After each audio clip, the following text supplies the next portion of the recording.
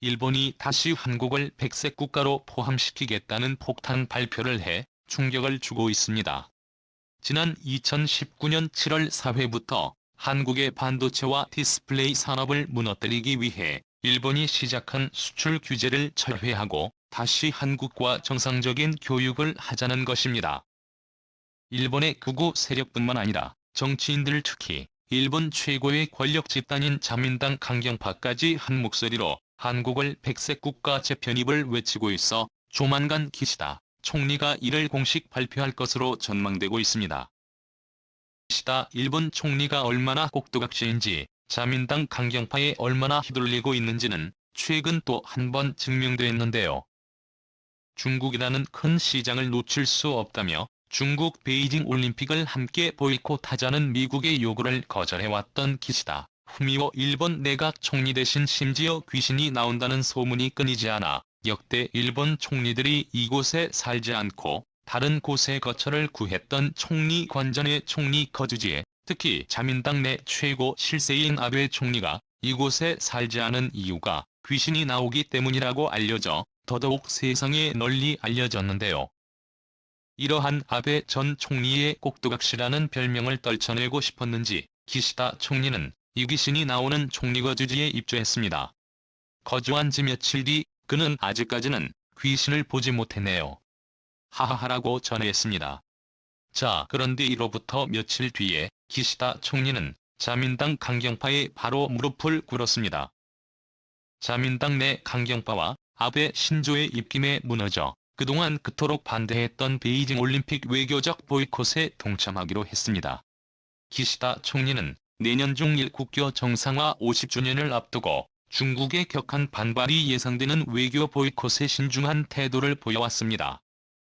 이 자리에서 중국이라는 거대한 시장에서 일본 기업들의 실적을 대폭 높일 만한 트리거를 만들어낸다며 일본 기업들뿐만 아니라 국민들로부터 엄청난 환호를 받을 수 있을 것으로 기시다 총리는 기대하고 있었습니다. 잃어버린 30년이라 불리는 일본 경제에 활력을 불어넣을 유일한 방법이었기 때문이죠.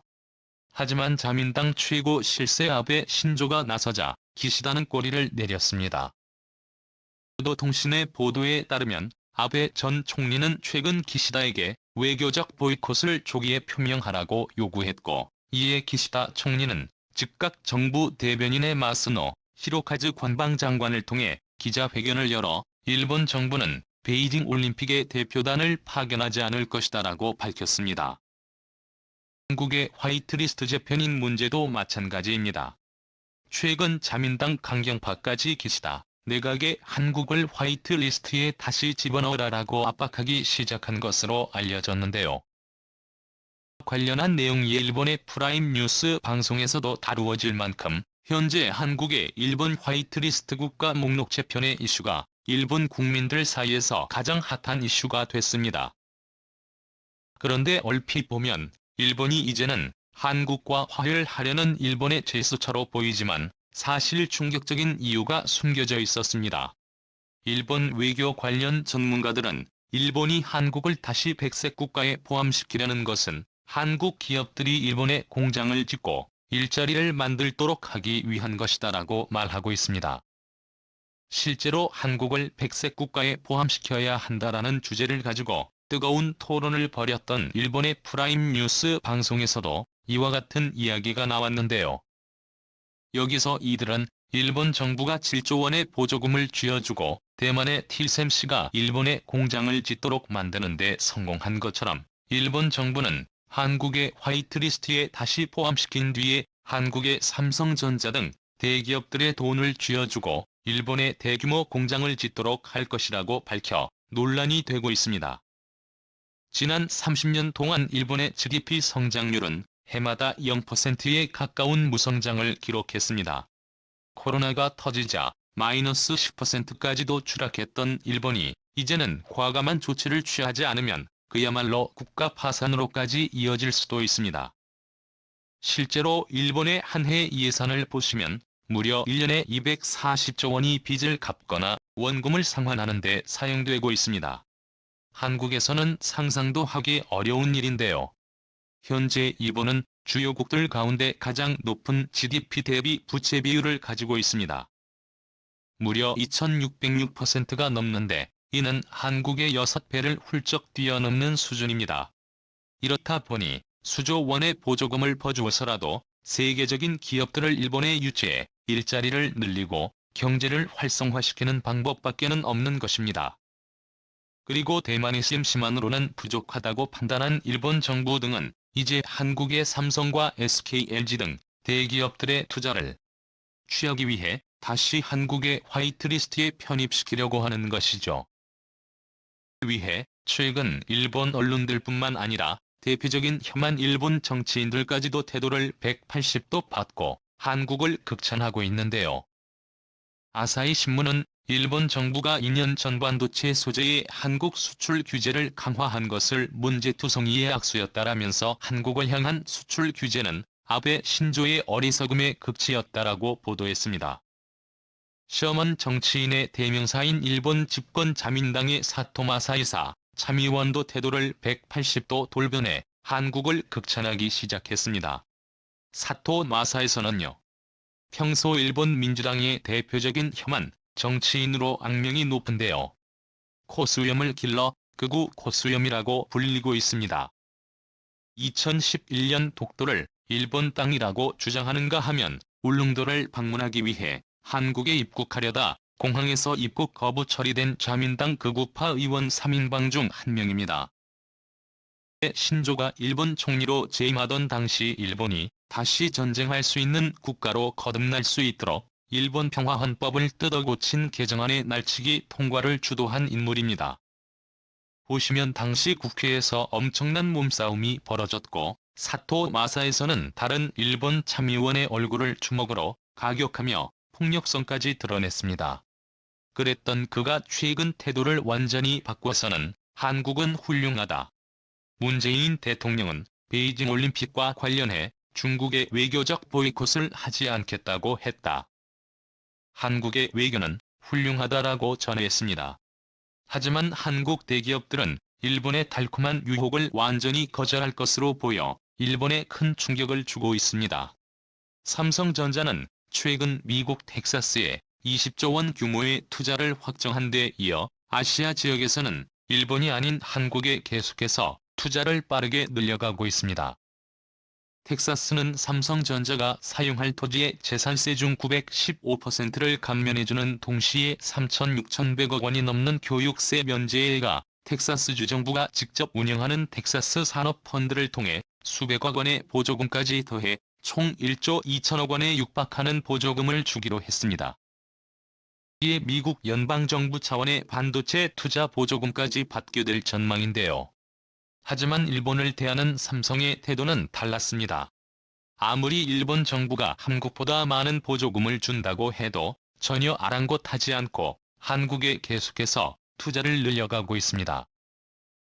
서울 도심에서 직선거리로 40km 떨어진 동탄 신도시에 출퇴근하기에는 너무 먼 신도시라는 비판을 받았던 동탄 신도시 인근에 삼성전자 기흥 캠퍼스와 화성 캠퍼스가 들어서자 세계 최고라 불리는 고급 인재들 수만 명이 몰려들었고 이제는 반도체의 메카로 전 세계가 주목하는 도시로 급부상했습니다.